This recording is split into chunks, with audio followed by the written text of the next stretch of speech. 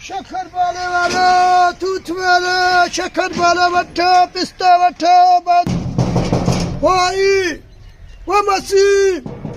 वो फटाड़ा साके पैसा दे पाजो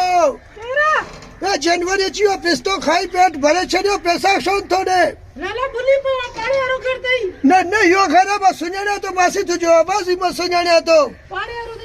न यो खराब सुने तो जनवरी चियो साके पैसा दे पाजो जल्दी करेस 540 रुपए का पिस्ता लिया है पैसा दे जल्दी करो लाला बोड़ाई बोड़े बहुत अच्छे शाम ही अच्छे जल्दी करे साके पाजो पैसा दे गरीब ना साके पैसा तो खियान पाने वाले का 65 का यार बार का डिसीडेस पैसा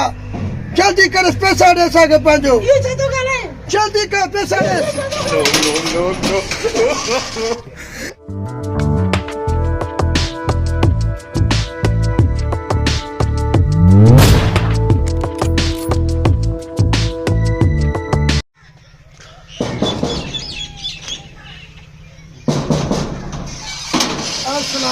वालेकुम अस्सलाम सर असादा सिंपल दा ठरायो हां वाह डोनेशन ला जे का मदद कयो ता हाणे हिते 20 मिंट जी, मां जी। बाबा खां पुछी चा खुशी मोटी अचे 20 ते अचनि बाबा ॿार पाड़ियारा आया आहिनि ओ स्विमिंग पूल लाइ को फंड वठण आया आहिनि ॿियो हाल छा ख़्याल आहे तव्हांजो हाणे कंहिंजो पुटाणे कंजूस जो छा ॾींदे ने बाबा हाणे ॿियो कुझु त कोन थो लॻे हिकिड़ो पाणी जो गिलास भरे ॾेई चानि भला स्विमिंग पूल में विझनि अञा थोरो ॿुध जी ईअं न इहो गिलास पाणीअ जो बि पाड़े वारनि जे घर मां भरे ॾियनि हाँ बदक बेबुको अस्सलाम वालेकुम साईं वालेकुम अस्सलाम ॿियो ख़बर आहे भाई देरि छो आया हो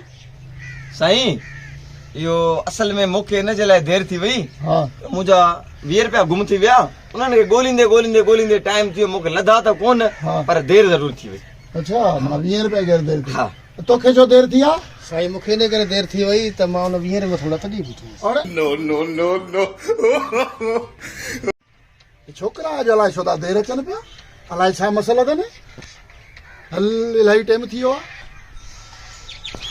अस्सलाम वालेकुम साईं वालेकुम अस्सलाम साईं देरि थी वई थोरो अॼु बाबा उहा त मूंखे बि ख़बर आहे तोखे देरि थी छो देरि थी ख़ैर त हुयो वॾो मसलो थी पियो अलाए कहिड़ो बाबा